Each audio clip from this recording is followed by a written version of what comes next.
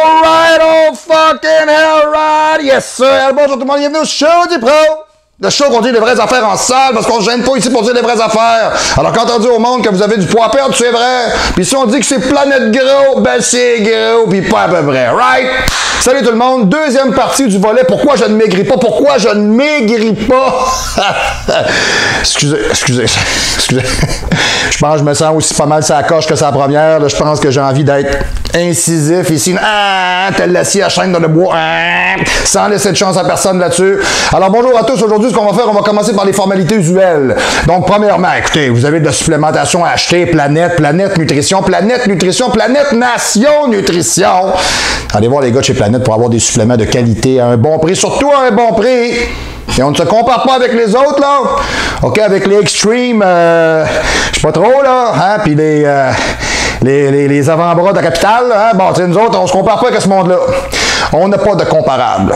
On est hot, planétairement parlant, et peut-être même ailleurs. Alors, vous allez voir Matt et Will. Moi, je travaille avec eux autres directement sur Bouvier. Allez voir ces gars-là, allez jaser avec eux autres. La première chose que vous dites, il faut que ce soit vrai aussi, là. Essayez pas de remplir personne non plus, hein. OK, vous travaillez avec moi, vous dites, moi, je suis un élève à Marc-Antoine Grondin. Parfait. À partir de là, vous avez un bon deal. Vous avez un super deal. OK? Vous avez rien qu'à dire, moi, exemple, j'écoute le show du pro, t'as déjà un deal. Right? OK, commencez là. Donc, Planète Nutrition, ça, c'est super important. Vous avez du supplément, allez là, c'est très bien. Deuxièmement, la conférence de Lyon. Ça continue à s'abonner tranquillement, pas vite. Bon, écoutez, je vous dirais, je parle un peu avec les différents intervenants là-bas. C'est un peu comme chez nous au Québec, là. Tu sais, au Québec, si c'est pas donné, si c'est pas gratuit, là, tu sais, le monde est... Bon, OK, du gratuit, là, regarde. Fuck off pour le gratuit. Il n'y en a pas de gratuit, c'est pas de même, ça marche, OK? Il y a des gens qui ça fait 30 ans qui apprennent des choses. Si vous voulez l'apprendre, ben, à un moment donné, ça prend un minimum d'investissement. Alors, moi, ça me fera plaisir de monter vous voir si ça vous fait absolument plaisir de vous inscrire. Moi, je vais être là, directement là. À l'Ipso Campus de Lyon 3, tout simplement, pour avoir des informations sur tout ça. François Perdrizé et Didier Codol. OK? Ils ont toutes les deux des profils Facebook. Allez voir ça, là. Bon, si vous avez des questions, ils vont vous répondre à ça. Bon, parfait, c'est super important. Puis ensuite de ça, ben oui, mais les formalités usuelles pour me rejoindre, comme toujours. On peut toujours y aller quand on commence par le courriel, le info@marc-antoine-grondin.com. C'est vraiment de toute évidence la meilleure manière de me rejoindre. Parce que je vais être franc avec vous, mon lien personnel avec le téléphone, contrairement à des tatas que je vois partout, là, ouais, du monde, là, c'est le peuple qui regarde à terre, là. Bon, moi, contrairement à ce monde-là, moi, le téléphone, pour moi, c'est accessoire. C'est mon téléphone ne fait pas mon gazon, hein, bon, mon téléphone ne chasse pas le chevreuil, bon, vous comprenez, hein, mon téléphone ne passe pas l'aspirateur, je fais « Allô, oui, ça fonctionne, clic, fini ». Bon, alors, il y en a que pour eux autres, un téléphone, c'est une extension de ce qu'ils sont. Il me semble de voir le gars, tapé, va le mettre sur une boîte vibrante. Tu sais, je sais pas, tu sais, il y en a qui se donnent pas la peine. Des fois, c'est décourageant un peu. Bon, peu importe. Du moins, le courriel. On revient. Le courriel, info@marc-antoine-grondin.com, super important. Vous pouvez me rejoindre là sans aucun problème. Ensuite de ça, ce qu'on est capable de faire aussi, on peut y aller par le site Internet. J'ai deux sites Internet, super intéressants. J'ai le www.marc-antoine-grondin.com. Ce site-là, c'est un site de travail sur lequel vous avez des trainings, des plans alimentaires. Vous avez beaucoup de matériel intéressant. Le rapport qualité-prix est pas accotable pour la qualité de ce que vous avez là. Allez magasiner. Ça vaut la peine. Vous avez du training qui torche à côté, du vrai training de pro pour un prix qui est vraiment pas celui que vous allez vous faire passer par des pseudo-experts, là, dans des pseudo-gyms, de pseudo-places, de pseudo-connaissants, de pseudo, hein, pas pire, yes. Donc, ça, vous avez celui-là et vous avez hellbarbell.com qui est le site qui est beaucoup plus underground, qui est un site pédagogique d'apprentissage et de connaissances sur le côté peut-être un petit peu plus hard et un petit peu plus pharmacologique que de l'entraînement. On s'est bien suivi entre les lignes, on s'est bien parlé, c'est bon, c'est correct, on s'est tous compris. Right? Ensuite de ça, vous êtes capable de me rejoindre par le numéro de téléphone. Le téléphone, peu importe. Bon. Vous pouvez me rejoindre sur mon téléphone, là, quand même. 418-956-6624, faites-le 1 directement à l'extérieur de la région immédiate de Québec, ou faites le 00 si vous faites du trembolone pour être soufflé comme une bonbonne en direct de Lisbonne. Voilà. Alors, aujourd'hui, c'est la deuxième partie de la capsule. Pourquoi je ne maigris pas? c'est pas, vous allez comprendre pourquoi vous ne maigrissez pas, c'est sûr. J'ai un petit article de journal ici que j'ai découpé, je vous dirais, la semaine dernière, c'était très intéressant. C'est intéressant, c'est drôle pareil, parce que, bon, c'est marqué de plus en plus de jeunes adultes sont victimes d'AVC. Bon, OK. Des experts sont réunis en congrès à Québec Le phénomène nouveau, rien de nouveau là-dedans, là. Les médecins voient de plus en plus de cas d'accidents cardiovasculaires chez les jeunes adultes de 18 à 35 ans. Ouais, ils ont fait un congrès là-dessus, puis ils se sont réunis, puis ils en ont parlé, puis... Ouais. Je sais pas, pour moi c'est pas un happening, là. OK? Comment les gens véhiculent leur vie, qu'est-ce qu'ils font, qu'est-ce qu'ils sont, qu'est-ce qu'ils mangent, qu'est-ce qu'ils deviennent, avec la bedaine, le tour de terre, le muffin top, le pâté à viande sur le bord du pantalon. Excusez-moi, non, je suis très poli, là. Je suis encore poli, OK? Moi, là, quand j'étais jeune, j'étais le petit gros de ma gang. À un moment donné, là, j'ai pogné un air. J'étais écœuré de me faire pogner à plein de poignées. À un moment donné, j'ai fait j'ai changé quelque chose. Et vous êtes plusieurs à ne pas faire ce pas-là. Et atterrir dans mon bureau en me disant, mouche-toi, dis-moi ça après. Là. Mais du moins, ce que je constate souvent, c'est qu'il y a des gens qui ont juste un peu de poids à perdre, puis eux autres, la minute qu'ils se mettent à bouger un peu, puis à manger différemment, c'est très rapide et c'est très motivant. Ceux qui en ont beaucoup plus à perdre, souvent, eux autres, c'est aigu. Le problème est beaucoup plus psychologique que physiologique. C'est une détresse. C'est une addiction qui est une réponse à un comportement déviant dû à un élément déclencheur. C'est souvent ce qui arrive. Alors, je vous dirais à ce moment-là, la majeure partie de ces gens-là, moi, ce que je vous conseillerais, ce serait peut-être même de travailler avec des thérapeutes, des gens qui sont beaucoup plus ferrés que moi pour essayer d'identifier les vrais problèmes que vous avez. Pardonnez-moi. Et ensuite de ça, pour faire en sorte que quand vous allez venir me voir, vous êtes psychologiquement préparé à ce que je m'en vais vous faire vivre. OK? Donc, tu sais, il y a plus qu'une approche. Tu sais, les gens sont souvent très arbitraires. J'ai l'air arbitraire comme ça, mais c'est parce que je passe ma vie là-dedans, OK? Puis je sais très bien que la majeure partie des gens qui ont des problématiques dans ce sens-là, souvent, là, vous allez m'arrêter ça. J'ai du monde qui me dit, ah, moi, c'est pas de ma faute. Hey, non! Non, c'est pas moi qui mange les biscuits à 3 h du matin, c'est clair? Puis c'est pas moi qui me fais des toasts au mapo spread. Si le matin, j'en fais 6-7 avec un verre de liqueur, c'est pas moi qui mange ça. Hein, j'ai des problèmes de diabète de type 2. Hey, reste assis, puis mange tes toasts, OK? C'est clair? OK? C'est du mensonge, c'est de la niaiserie. Tu sais, au moins, avouez-vous que vous avez un problème, puis avouez-vous qu'il y a quelque chose à changer. Bon, hein, ça déjà là, ça va déjà être beaucoup. Puis après ça, venez me voir.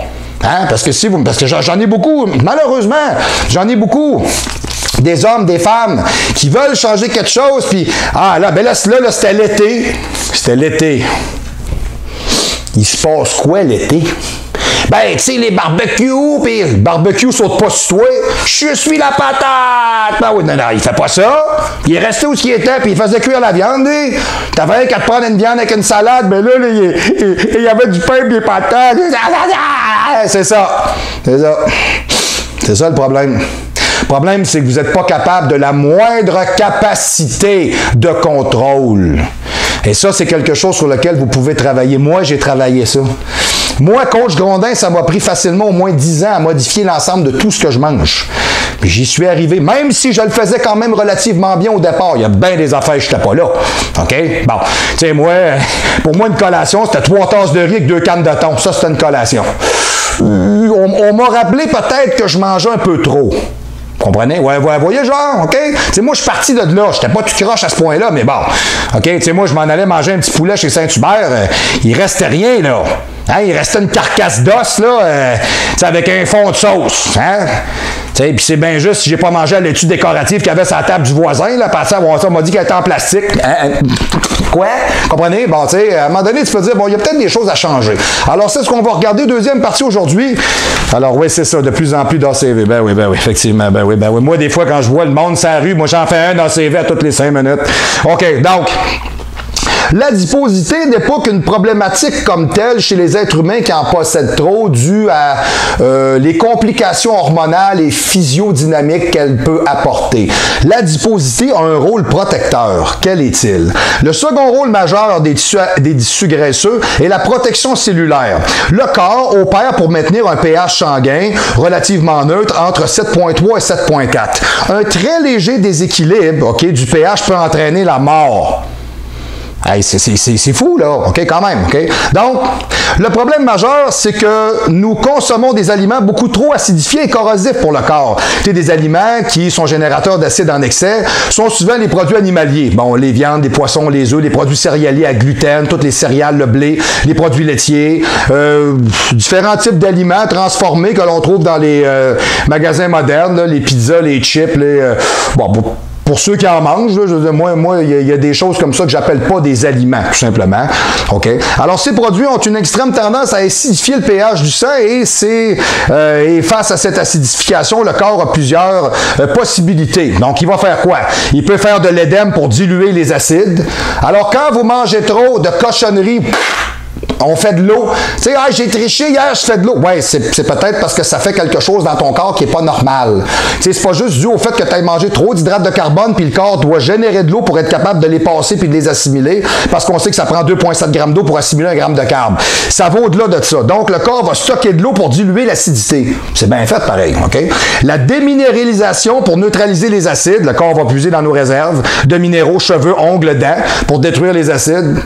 T'inquiète, pareil, ça, OK? Puis le stockage des acides dans les graisses, celles qui nous intéressent, OK? Parce que le corps, c'est ce qu'il va faire. S'il y en a trop, il va le mettre là, OK? Comme dit précédemment, la graisse joue un rôle protecteur. Elle permet d'enfermer les déchets d'acide dans la graisse pour isoler, OK, le reste du corps, les rendant complètement inoffensifs. Il arrive quoi quand tu maigris puis tu brûles de la graisse? Oups! Ça fait 10 ans que tu n'as pas sorti les vidanges. Qu'est-ce qui arrive? OK. Un peu à l'image d'une gaine en plastique avec un câble électrique sur lequel on pourrait prendre une grosse décharge. OK? Les personnes en surpoids ont simplement, c'est des personnes qui trimballent un sac de toxines et de déchets acides qui demandent juste qu'à être éliminés via nos émonctoires. Je vais vous expliquer plus loin c'est quoi un émonctoire. OK? Alors, les régimes restrictifs vont tout simplement demander au corps de brûler sa graisse pour fournir de l'énergie. Mais la graisse libère avec elle un tas de déchets acidifiants qui vont se retrouver dans le sang pour venir agresser les tissus provoquant de multiples symptômes. Éruption cutanée, douleur articulaire, nervosité, etc. Une fois le régime terminé, le corps va s'empresser de refabriquer des réserves adipeuses pour venir réemprisonner les déchets d'acide qui flottent encore dans le sang, et c'est ce qu'on appelle l'effet yo-yo. OK? Il faut se focaliser sur le vrai problème, le niveau d'acidose, OK, de toxémie à l'intérieur du corps. Ça met en avant l'importance de l'aspect qualitatif de la nourriture que l'on mange. OK? Alors, ingurgiter de la cochonnerie fait de vous une cochonnerie. C'est bon? OK? Tu manges, tu croches, t'es un tout croche. C'est bon? OK? C'est un principe qui est très simple. J'ai rarement vu des gens être vraiment déficients physiquement à manger des viandes maigres, des poissons, des légumes et des fruits. C'est rare. Hein? C'est plus des gens qui vont manger de la restauration rapide ou qui vont négliger des repas ou qui ne feront pas d'activité physique ou du moins des gens qui ne s'entretiennent pas. Okay? Alors, pour résumer, que ce soit pour augmenter nos réserves énergétiques, protéger des feux des acides, la formation des tissus graisseux et la résultante de mauvaises habitudes, okay? La surconsommation des sucres transformés et dénaturés, la consommation de produits acidifiants inappropriés à l'alimentation humaine. Hey, c'est-tu bon comme terme? Inapproprié, c'est assez clair? Bon, vous le savez, là, arrêtez de niaiser. Le manque d'activité physique, le manque d'activité physique. Tu sais, je mange pas bien, je fais rien. Ben, t'as l'air d'un immondiste. À un moment donné, on arrive dans un coin, là, puis t'es en train de t'attendre. Tu sais, puis là, après ça, tu te demandes pourquoi je respire mal, je me sens pas bien. Oui. Oui, hein, c'est fait comme ça. Ton corps, c'est un filtreur. S'il est bouché, c'est fini. OK? Bon. Puis, d'autres facteurs secondaires sont à l'origine d'une prise de poids excessive. Manque de sommeil, fatigue, troubles affectifs, c'est ce que je vous disais tantôt. Il y a souvent des problématiques psychologiques qui sont reliées à ça, qui sont bien plus importantes que le simple fait de mal manger. OK? Le stress, la prise de médicaments, l'hypothyroïdie. Ben, vous voyez, tu sais, faut pas juger les gens directement en les voyant en disant, tu sais, il y a du poids de trop, ouais, c'est un tout croche, il mange pas bien. Non, il vit ou il est quelque chose de problématique en dedans de lui et il faut qu'il règle ça. Puis une des premières choses, ben moi, quand je vois quelqu'un qui est en surcharge pondérale, qui est dans une salle de musculation, je me tape jamais leur gueule. Parce qu'au moins, ils ont eu le courage d'y aller. Hey, c'est pas facile, là. Tu sais, quelqu'un, là, qui est pas bien dans sa peau, qu'il faut qu'il se confronte aux gens, puis qui va dans une salle de musculation, puis qui sait très bien que les gens qui sont là sont en bonne forme physique, puis des fois, ben, du coin là, ils le regardent, puis ils se disent, ouais, je te dis qu'il reçoite, hein, ouh. Bon, ben, hein, soyez polis avec ces gens-là. Parce que ces gens-là, c'est eux autres qui peuvent réaliser ce qu'on pourrait appeler peut-être, voire même l'impensable. Il y a des gens, ils font des turnovers complets dans leur vie, et ces gens-là, je les félicite. Mais ceux, c'est comme je dis souvent, la personne dans le gym qui est en train de faire l'effort peut être sûr une affaire, si j'ai des conseils à lui donner ou un encouragement, je vais le faire. Mais la personne qui est chez Restauration Rapide, machin, je sais pas trop quoi, qui sort entre 2 burgers pour aller fumer sa top, ça, moi, vous jure une affaire, si je passe à côté, là, je vais me gâter. OK? Non. Ça coûte des millions de dollars à notre société. OK? Et contrairement à ce que j'ai pu entendre cette semaine dans nos journaux, c'est pas vrai que les gens qui sont en surcharge de poids ont plus de chances de se pogner de job que ceux qui pensent finalement que c'est juste à cause de leur physique. Là, c'est juste parce qu'ils n'ont pas de classe. Mais ça, c'est une autre histoire. On va s'en reparler à un moment donné. Là. J'embarque pas là-dedans. T'sais, Andy Warhol l'a dit, tout le monde a son 5 minutes de gloire. Il y en a qui l'ont eu. Fin de la citation. La solution pour perdre la graisse définitivement. Et là, il y en a qui écoutent. Il y en a qui vont se dire, ah ouais, définitivement. Bon. Booster vos émonctoires. C'est quoi un émonctoire? Bon, un émonctoire est dit un organe ou une partie d'organe qui permet à l'organisme d'éliminer les déchets de l'organisme. Alors, perdre du poids, c'est éliminer. C'est Thierry Casanova. C'est pas une joke qui s'appelle de même. Bon, OK, ça, c'est lui qui a écrit ça. Comme nous l'avons vu, nous ne sommes pas gras parce que nous mangeons trop de graisse, mais nous sommes gras en réponse à une importante toxémie interne. Bon, là, je vous mets un stop tout de suite un peu à ça. Écoutez, lui, il le voit comme ça. Moi, je le vois pas de même. Tu sais, si tu manges bien, tu risques de t'aider. Mais le fait qu'on mange des choses qui nous montent le taux de toxines dans le corps, oui, ça, c'est ça. Un des enjeux principaux pour perdre du poids n'est pas de manger moins, mais de se détoxifier et d'éliminer ces masses de déchets corrosifs présents dans notre organisme. Bon, ça dépend de ce que tu manges. Entendu, là? C'est moi, d'une journée, je peux en manger du bon stuff. Je peux manger 3500, 3800 calories de bon matériel. J'engraisse pas. Bon, si je mangeais 3500 calories de calories vides, peut-être que j'aurais un micro-rubber qui me pousserait autour de la taille, là. Ça se pourrait. Ou un petit bras ici qui me pousse dans le front, qui me parlerait, qui me dirait bonjour. OK? Ou un troisième œil à quelque part que je veux pas. Bon. Donc, on est capable de dire qu'heureusement, notre corps est bien conçu. Il possède 4 émonctoires qui sont les portes de sortie de notre corps. Intestin, reins, poumons et la peau. Ce sont les émonctoires qui permettent la sortie des masses toxines en dehors de notre corps. Malheureusement, chez la majeure partie des gens, ces portes naturelles sont littéralement bouchées et congestionnées à cause d'une hygiène de vie défaillante et inadaptée. Alors, l'enjeu numéro 1 est de réactiver le fonctionnement optimal de ces organes d'élimination pour se débarrasser des déchets et de construire une silhouette et un poids de forme constant et stable sur le long terme. Le fonctionnement de nos émonctoires peut être grandement favorisé par la prise de plantes médicinales, de produits naturels spécifiques, mais ne remplacera jamais un changement à base de vos aliments, de vos habitudes hygiéno-diététiques. Okay? Pour booster vos émonctoires, il ne faut pas forcément nécessairement, c'est pas forcément nécessaire de dépenser votre argent dans tous les produits possibles et impossibles, comme le monde qui débarque au Pro Shop, là, il s'en va voir le gars, hey là, gros, là, je veux perdre du poids, qu'est-ce que je prends? Hey, tu regardes le gars, là, il est huileux à côté, il fait des boutons, il te parle, puis il est juste essoufflé à te parler. Tu fais comme, je te vends-tu rien, toi? Je te vends rien. Toi, t'es dangereux. Tu sais, moi, te vendre une créatine, tu vas faire une crise de cœur. Tu comprends? Non. C'est pas une question de savoir ce que tu prends, c'est une question de savoir si tu vas prendre ton courage à 2 mains au lieu de prendre un produit. Ça, c'est une bonne question. OK?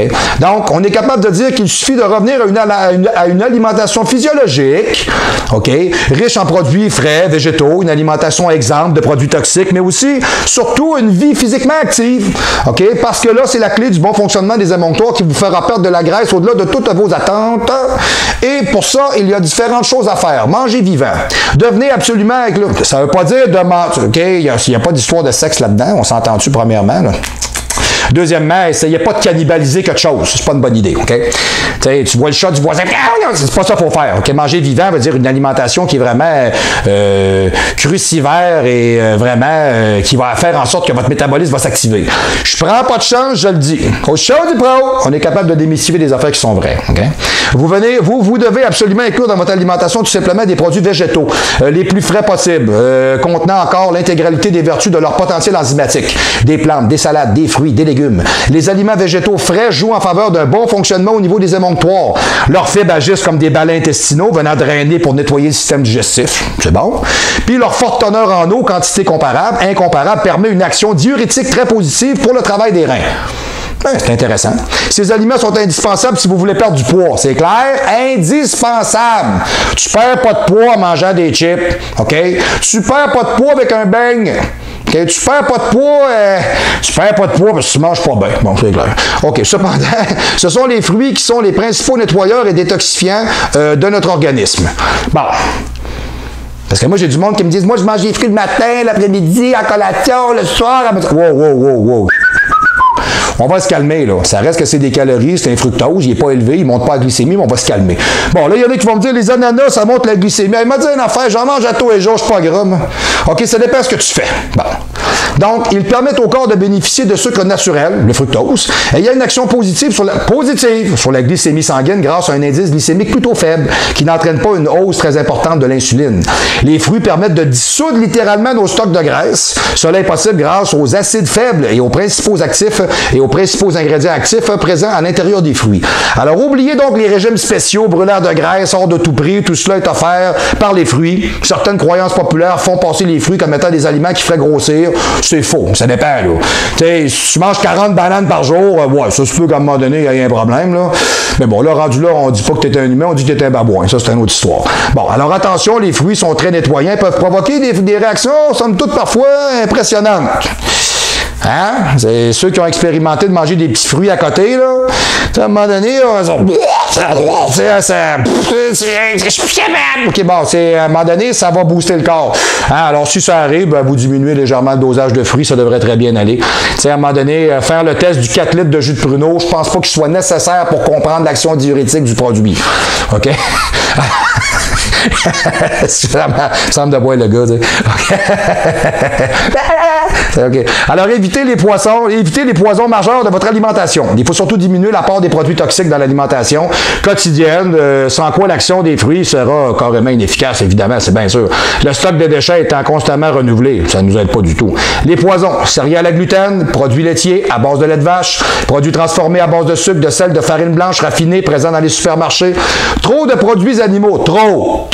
On n'a pas dit les produits animaux, on dit trop. OK, trop. Alors, les œufs, la viande, le poisson, tu sais, vous en mangez. Moi, c'est comme des gars, je dis, moi, je mange 400 grammes de viande cuite 6 fois par jour. C'est peut-être beaucoup.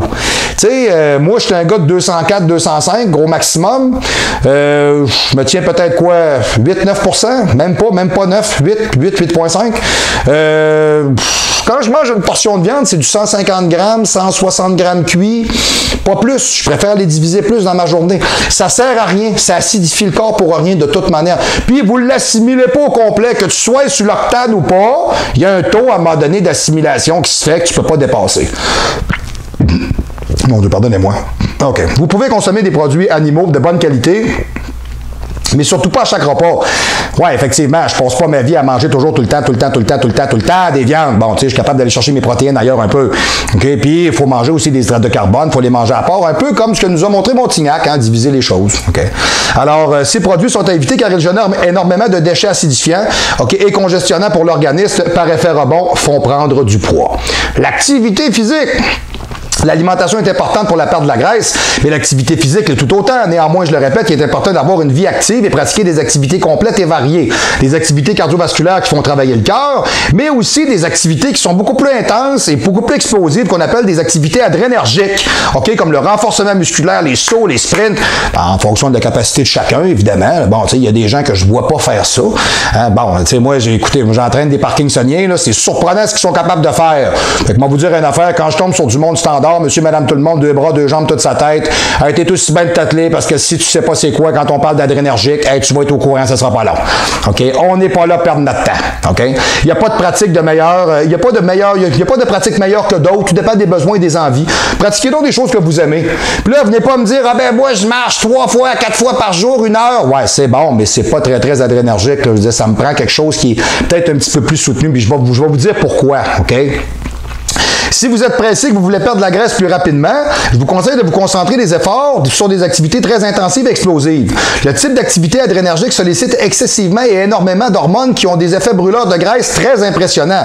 Rappelez-vous que ce qu'on a dit précédemment, lorsque mes réserves de sucre musculaire, le glycogène, est vide, suite à un entraînement, l'insuline sécrétée lors de nos repas va rediriger le sucre vers les muscles au lieu de le transformer en graisse. C'est déjà une très bonne nouvelle. Et de le stocker dans nos tissus adipeux. Chose très intéressante, après un effort type intensif explosif, le métabolisme de base, consommation énergique au repos standard, de notre corps est grandement augmenté jusqu'à 48 heures après la séance. OK, il embarque sa guire. OK, donc, après une séance intense, vous continuez à brûler de l'énergie et de la graisse corporelle, OK, selon une source d'énergie pour combler ce besoin. Vous avez toujours rêvé de perdre du poids dans votre lit à rien faire? Ben, c'est là que ça se passe, parce que ça fonctionne. Plus vous vous entraînez, plus vous pigez dans votre corps, plus le roulement est élevé, plus il fonctionne mieux. OK? Alors voilà une très bonne solution. Pour résumer, les exercices de type intensif et explosif font perdre indirectement énormément de graisse, parce qu'un corps beaucoup plus efficace est capable de traiter, gérer, recycler ses déchets, et un corps qui est capable de perdre de la graisse. Voilà. Le sucre, la trappe du sucre. Là, je pense entre autres à une des filles que j'entraîne, puis elle va sûrement se reconnaître, ça finit par écouter le show, là. Vous direz une affaire, j'ai rarement vu une bébête à sucre de même, là. Des fois, elle se met à respirer à côté de moi, puis les semelles me collent à terre, là. C'est malade, là. OK, sérieux, elle, là, le sucre, là, OK, c'est le sucre, c'est vraiment, là, tarte au sucre, oh, la pâte passe pas, carrément, OK? Le sucre et la testostérone. Bon, je parle de la testostérone parce que chez les hommes, c'est une grosse problématique. On va parler un peu aussi de tous les autres types d'hormones qui sont peut-être plus féminines aussi. Du moins, c'est un constat, OK? On a constaté que les hommes qui souffrent d'un syndrome métabolique ont très souvent un taux de testostérone faible et sont aussi sujets à développer des problèmes de type d'andropause. Bon, alors si vous avez trop de sucre dans le sang, si votre glycémie est pas bonne, votre testostérone baisse, tout baisse, la libido baisse, ça baisse, hein, t'es pas comme ça, hein, bon. Donc, à ce moment-là, ça fait pas des madames contentes, ça fait pas des monsieur contents, puis c'est ça, hein, c'est plate anti-libido. Bon. Chute du taux de testostérone. La consommation de glucose a entraîné une chute moyenne de 25% du taux de testostérone. Bon, chez tous les participants, on fait des études sans égard à leur indice de masse corporelle ou à leur tolérance au glucose. Le taux de testostérone est demeuré faible pendant 120 minutes du test. Tu cliffes ton glucose dans le fond, tu baisses ton testo. Okay. La consommation de glucose semble donc réduire de façon significative la production de testostérone dans les testicules chez l'homme. Peut-être pourrait-on simplement restreindre le sucre et retrouver son homme viril et tonifié. Voilà, OK, je pourrais le dire comme ça. La testostérone, une hormone nécessaire au maintien du poids. Elle stimule de manière importante le métabolisme du glucose, améliore la sensibilité à l'insuline. Une insuffisance de testostérone entraîne une réduction marquée de l'anabolisme, une diminution de l'oxydation des graisses, à la fois responsable d'une intolérance au glucose, ce qu'on appellerait un état prédiabétique, et une élévation de l'adiposité. Okay. Donc, un fait scientifique est que les obèses ont un taux... On ne parle pas d'obésité morbide, on parle de quelqu'un qui est en surcharge pondérale au départ. L'obésité morbide, ça c'est un autre stade. C'est sûr qu'à rendu là, tout est fucké. Bon, on s'entend, là. C'est comme le bodybuilder, là, qui part de 185 livres, là, qui souffle à 250. OK, c'est pas rare, on a vu, là, qui ont fait des comebacks de même, là. Ils reviennent après 20 ans, là, puis c'est ça. Tu te rends compte, finalement, que le culturiste professionnel, c'est juste un ramassis de... Mon Dieu. D'illusions. Je vais rester poli. Ben poli. Ouais. OK. Un fait scientifique est que les obèses ont un taux de testostérone et un taux trop élevé d'oestrogène. Alors, les femmes, ça vous concerne aussi. Si vous avez un taux d'oestrogène qui est trop élevé, la femme qui est très grasse a un taux d'oestrogène qui est bien trop élevé. OK? Alors, le taux donne un ventre relâché, des hanches plutôt grasses, favorise l'obésité abdominale. L'obésité viscérale est reconnue comme un facteur de risque cardiovasculaire et le diabète non insulinodépendant. La normalisation de la testostéronémie semble réduire la masse grasse abdominale et corriger l'intolérance au glucose. La prise d'un repas riche en glycides, la prise d'un repas voyons, excusez-moi. La prise d'un repas riche en lipides, je ne sais pas pourquoi je m'en fâche là, OK, entraîne une baisse de la testostéronémie pendant environ 4 heures. Alors, imaginez quelqu'un qui ne mange que de la cochonnerie. C'est 24 heures sur 24, le taux est à terre. Hein? T'es pas en train de penser à ta femme tout nu, là. T'es en train de penser au prochain burger suprême, machin, bacon, fromage. C'est ça, c'est, hein? Ah, un cheese double, un cheese double, on a un problème. On a un problème très profond, là, OK, parfait, vraiment. Bon, écoutez bien, l'excrétion urinaire de la testostérone est plus élevée chez les sujets consommant des aliments riches en graisse, tandis que l'excrétion urinaire d'ostrogène est réduite. Hey, quand c'est rendu que tu pisses ton testo, c'est ouf. Là, c'est quelque chose. Puis tu gardes ton oestrogène. Hey, c'est malade, le rendu là, t'es complètement détimé, OK? Les hormones, les hommes obèses souffrent d'une déficience en testostérone par une production excessive d'aromatase. C'est un enzyme transformant la testostérone en oestrogène par les cellules graisseuses et par la graisse qu'ils apportent dans leur alimentation. Le retour à la normale de la testostéronémie réduit la graisse, y compris la cellulite. Alors, mesdemoiselles, une bonne calibration au niveau de votre propre taux de testostérone, parce que les femmes aussi ont de la testostérone. Wonder Woman. Yes, ça vous prend de la testostérone, mesdemoiselles. Puis là, je parle pas des cochonneries que vous voyez faire des stages professionnels de bodybuilding, là. Tu sais, à 5 pieds 2, 170 collés, là. Puis je suis assez féminine, tu sais, t'es là. Tu sais, vraiment, t'en veux pas, là. Tu sais, tu regardes ça, puis t'es là. Qu'est-ce que c'est que ça?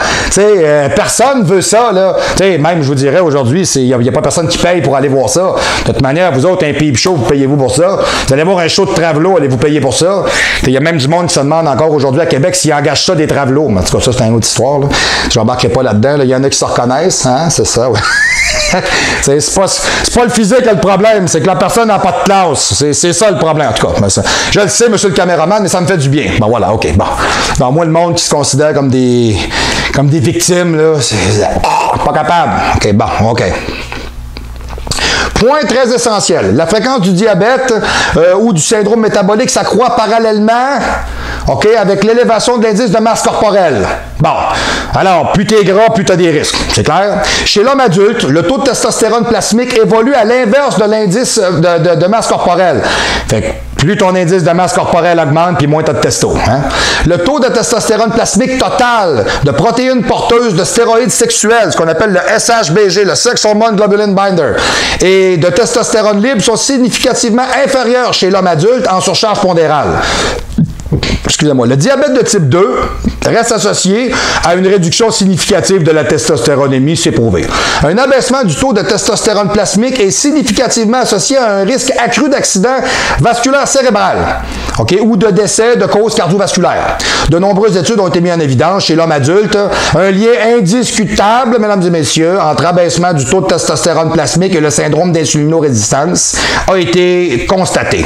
L'insulinorésistance et l'hypotestonémie sont par ailleurs impliqués dans la physiopathologie de plusieurs facteurs de risque vasculaire. Hypertension artérielle, troubles de l'équilibre, glycémie, dyslipidémie. Alors, constatation globale, la fréquence de ces anomalies métaboliques s'élève avec l'âge, tandis que parallèlement, la sécrétion testiculaire endocrine décline.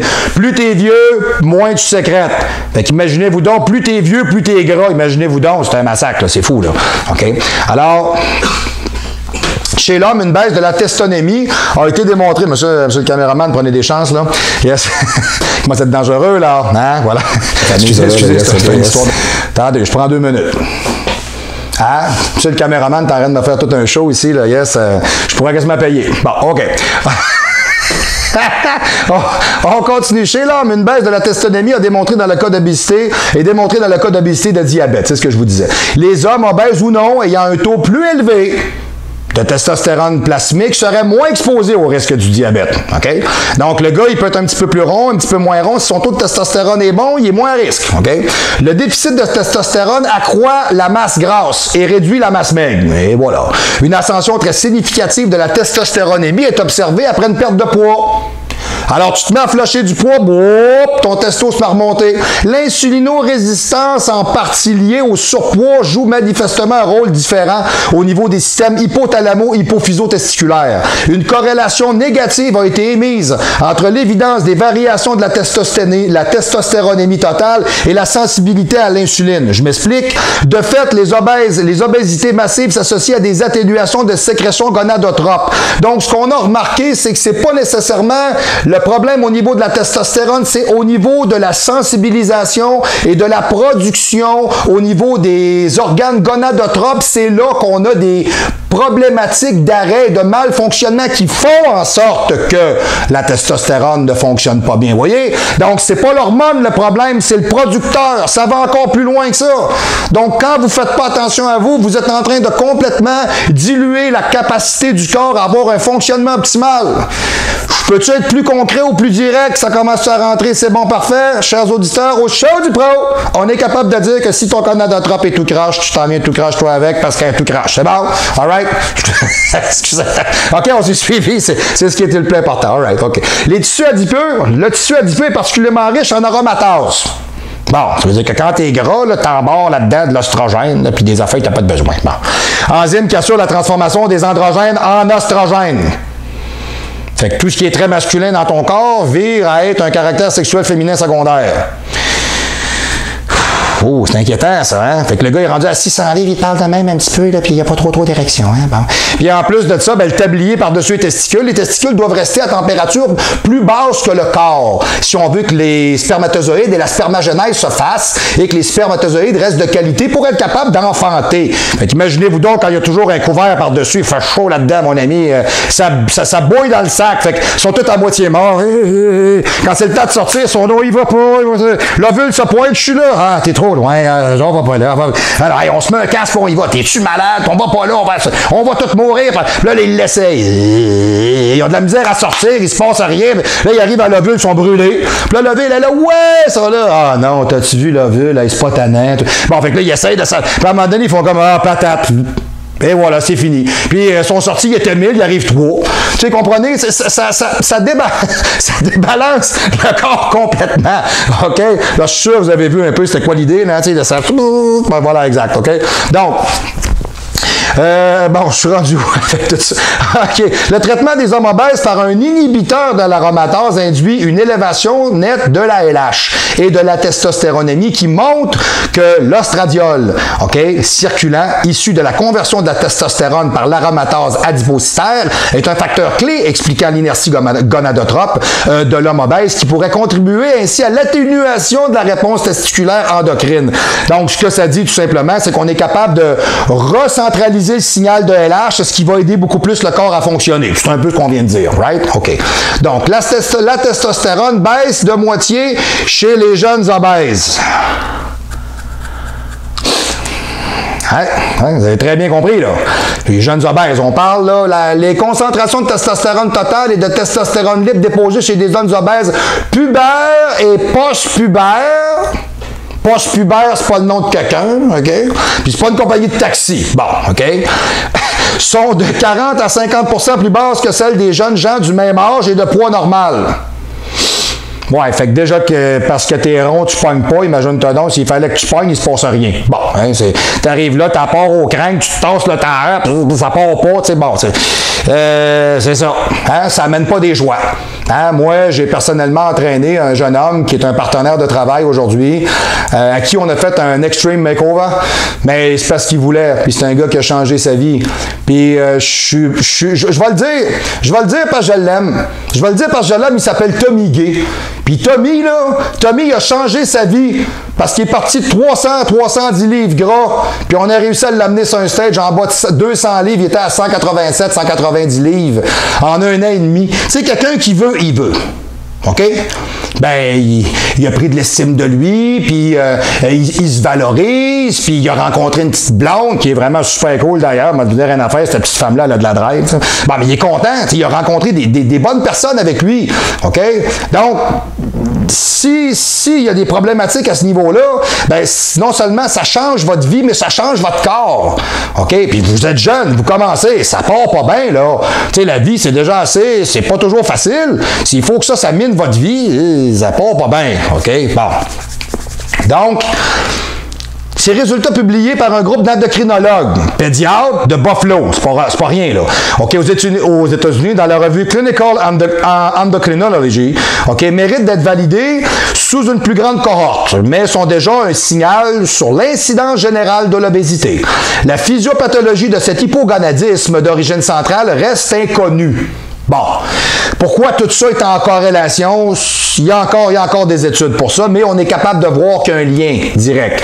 Les auteurs émettent des hypothèses en lien avec des observations expérimentales. L'état d'insulinorésistance de l'obésité perturberait le signal insulinique neuronal lui-même régulateur de la sécrétion de GnRH. Il y aurait donc une baisse de sécrétion hypothalamique de la GnRH. La résistance à la leptine observée au cours de l'obésité pourrait également contribuer à cet hypogonadisme central. Donc, comme vous pouvez voir, l'ensemble de tout ce qui est profil hormonal peut être complètement modifié négativement et pourrait mener éventuellement à des problématiques comme celle-là. OK? Et on est capable de dire que cette étude-là a été faite, comment je pourrais dire, elle s'intitule comme ça, Testosterone Concentration in Young Pubertal and Postpubertal Obese Male Clean Endocrinal en 2012 par le Dr. Anne Teisedo-Mere. Bon, ça vient pas d'ici, c'est évident. Là. Bon, c'est ça, je sais pas. Moi, d'après moi, ça fait arabe un peu, là. Ça fait peut-être Afrique du Nord, peut-être chose comme ça. Alors, bon. Alors, on parle de tout ça, puis on parle pourquoi qu'on maigrit pas, puis on parle de la testostérone, puis on parle de l'oestrogène. Alors, on parle vraiment des profils hormonaux déficients puis défaillants.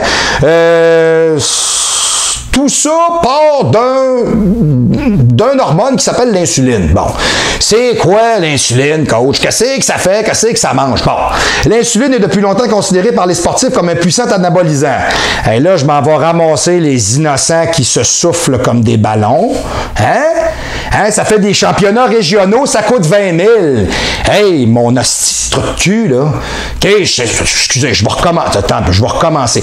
Hey, mon hostie de trou de cul. OK? C'est-tu assez débile mental de prendre de l'insuline à 19, 20 ans, 25, 30 ans pour aller gagner un porte-poussière à 10 piastres juste pour être soufflé? Ben, regarde, mais je suis bon! Ben oui, mais c'est parce que quand tu débarques du stage 2 heures après, t'as pas la moitié de ce que t'as là. C'est un faux. C'est faux. Moi, je déteste ce genre de choses-là. Je déteste ce qui est faux. Moi, je veux voir du vrai. Moi, je veux voir du vrai muscle. Je sais très bien que les professionnels passent à un certain stade, il n'y a rien de vrai là-dedans. Là. Absolument pas. Kevin LeBron l'a prouvé cette année. OK? Le gars, il fait un comeback après peut-être 15-20 ans, puis il revient. Il y a une bonne condition. Il revient. Il n'est jamais revenu comme il était. Mais le gars, il est parti de 185 avec son set de salon d'un bras, avec une shape de tennisman finie, sa cocaïne. Chris, il est revenu en shape avec une paire de bras, si, ça. Qu'est-ce que t'as fait? Il s'est dosé comme un sale. OK. Donc, c'est ça. Donc, c'est juste ça. T'es jeune, t'as 19, 20 ans, toi, tu vois des photos de ces gars-là, tu te dis, moi, je vais ressembler à ça. Excuse-moi, je veux pas te décevoir, là. Mais c'est parce que ce que tu vois là, c'est faux. C'est comme des revues à Star quand vous regardez les revues de mode. C'est pareil. Tu sais, vous regardez des filles, tu fais comme, la fille est bien faite. Ouais, il te montre la vraie fille, la vraie photo, qui est une fille qui sensiblement au moins a 25-30 livres à perdre, qui a une paire de joues. Hein? Avec comment on appelle ça, des taches de rousseur d'en face. Puis avec une petite cicatrice ici, puis des trous à la place des jointures parce qu'elle est ronde un peu. Puis là, ils en font une superstar. Hein? Puis elle est super belle, puis elle a plus de poignée, puis elle est mince, puis... Ouais, c'est ça. Ouais. C'est bien plate. C'est bien plate.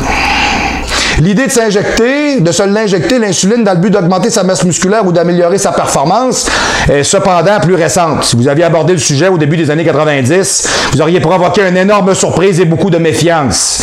Il semble bien que les choses aient changé, que l'insuline soit devenue un nouvel élément dans l'arsenal du dopage. Selon certaines rumeurs, il aurait été utilisé même depuis les Jeux de 96. Je n'ai même pas de misère à croire ça. Okay? Tu sais, de l'insuline, ben oui, de l'insuline comme dans une pomme, c'est pareil. Je fais de l'hormone de croissance, ben oui, c'est normal.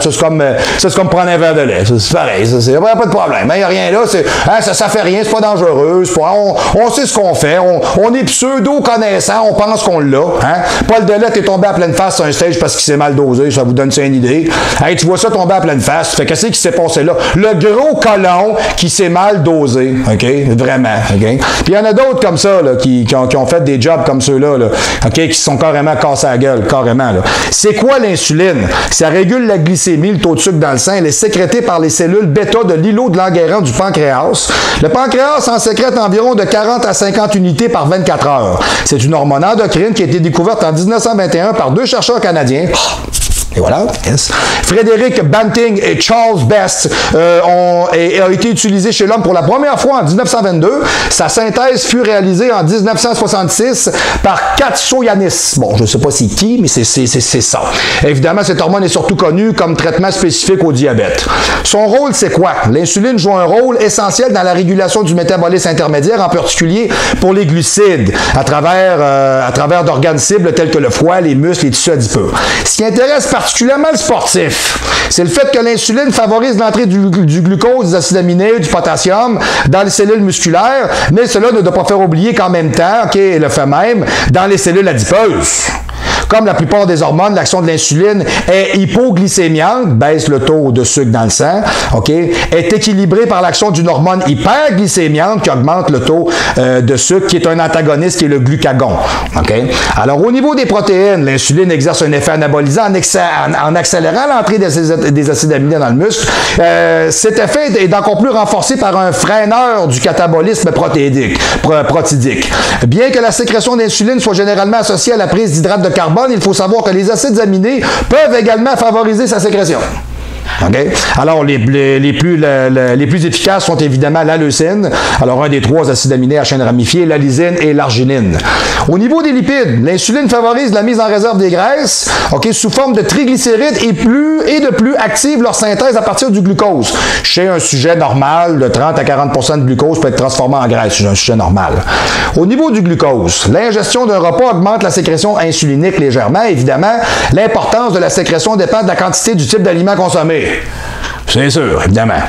L'hyperinsulinisme, sécrétion trop importante d'insuline, peut-être est observé à la suite d'un apport important de glucose à jeun, nous montre qu'on peut provoquer une hypoglycémie au cours d'un exercice. Alors, il suffit donc d'important de bien contrôler l'apport alimentaire et surtout l'apport en hydrate de carbone pour bénéficier des avantages énergétiques et anabolisants de cette hormone avant et après l'entraînement. Dans le cas contraire, vous risquez de ne pas être en condition forte requise pour soutenir un entraînement de qualité et ensuite de ne pas être capable d'utiliser ces effets anabolisants comme hormone potentielle. Pourquoi son utilisation est-elle dangereuse? Alors là, tous les épais, puis les tatas, puis les idiots qui connaissaient pas ça, parce que vous connaissez pas ça, toi, tu prends le call-out du gars à côté de toi. Ah oui, prends ça, gros, tu vas voir, tu vas souffler. Ouais, à long terme, ça fait quoi? Dans votre vie, ça fait quoi? Sur votre métabolisme, ça fait quoi? Sur votre cerveau, ça fait quoi? Sur vos organes internes, ça fait quoi? Vous ne questionnez pas? Vous ne demandez pas ça. Ah! C'est drôle, hein? Les gens aujourd'hui, ils s'interrogent sur les conséquences nocives du tabac, de la malbouffe, de l'alcool, même jusqu'à un certain point de l'ostrogène contenu dans le plastique, puis un paquet de cochonneries de même qui volent dans les airs, etc. Mais vous autres, vous voulez faire des shows de bobettes. Moi, je vais vous faire un coming out.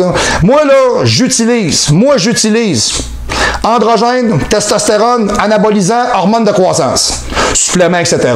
Excuse-moi, passez ça, si ça marche pas, t'as pas de génétique, va-t'en jouer au dard, le macramé, les billards, les quilles, je ne sais pas, d'autres choses, la course à pied, ou va courir dans la boîte, c'est à la mode de ce temps-ci, les prison break race, puis les extreme race, puis les je me garoche dans les airs race, va faire ça.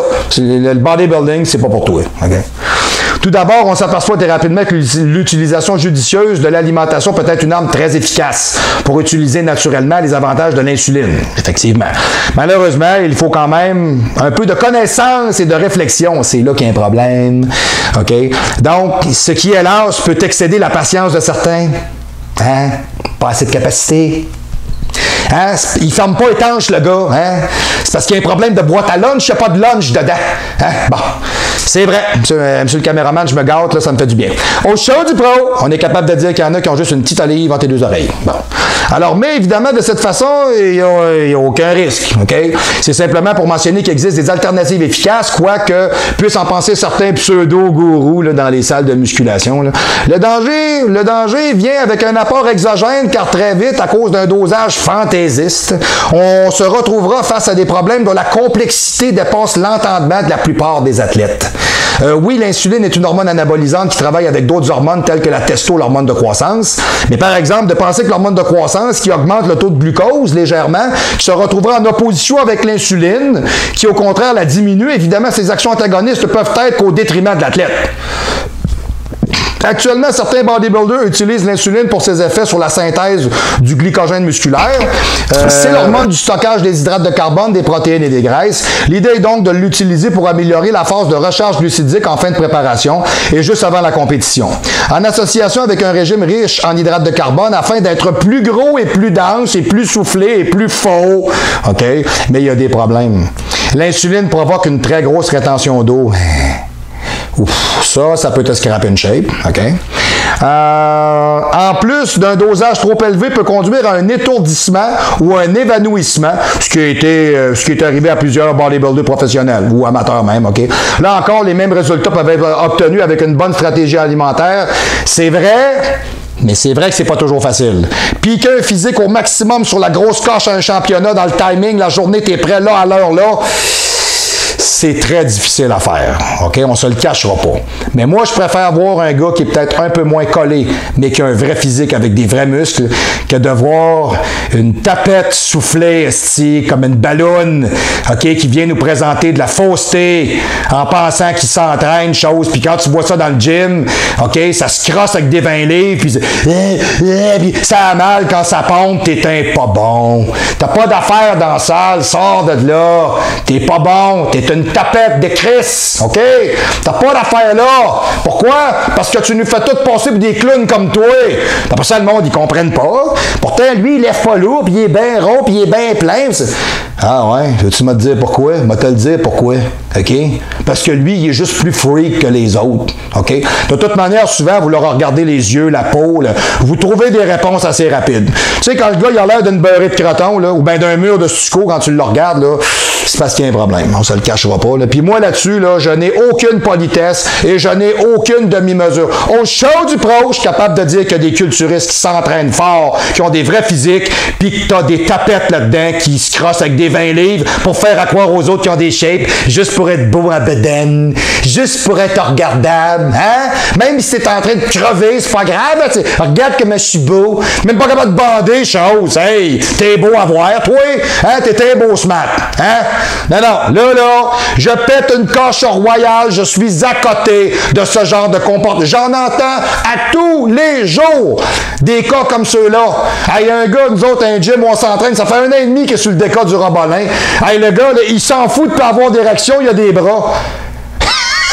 Je sais pas quoi vous dire. Tu sais, faut être cave. Faut être cave. Tu comprends? Bon, alors à ce moment-là, les gens vous disent, est-ce que vous êtes tous caves comme ça?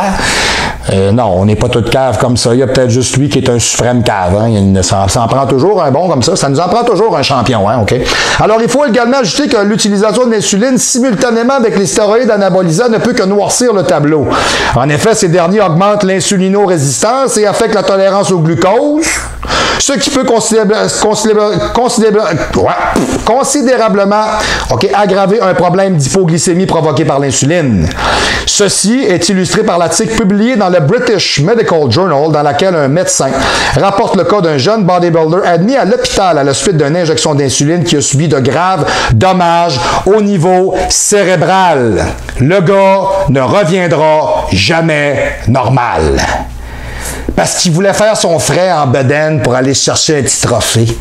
Hein? Pour soit épater les filles, ou bien soit épater la galerie, ou se prouver des choses à lui-même qu'il n'a pas réglées. Va donc consulter un thérapeute. Hein? Au moins, tu vas garder ton cerveau, tu vas garder tes couilles, puis tu vas être capable de t'entraîner longtemps, puis tu vas être en santé. C'est pas juste une question de ce que ça fait physiquement. On est des bodybuilders, on veut se développer physiquement. On veut pas crever, quand même. Hey, revenez sans terre, on veut pas crever. Bon. Chris, à un moment donné, il y a une tête, c'est n'importe quoi. C'est rendu qu'un championnat de région, ça coûte 10-15 000. Un championnat provincial, ça coûte 25 000. C'est quoi? Tu vas avoir tes cartes de pro, ça te coûte 100 000, puis là, t'es même pas pro, puis tu fais même pas une scène avec ça encore. Il est où le fun, là? C'est quoi ce sport-là? On s'en va où là-dedans?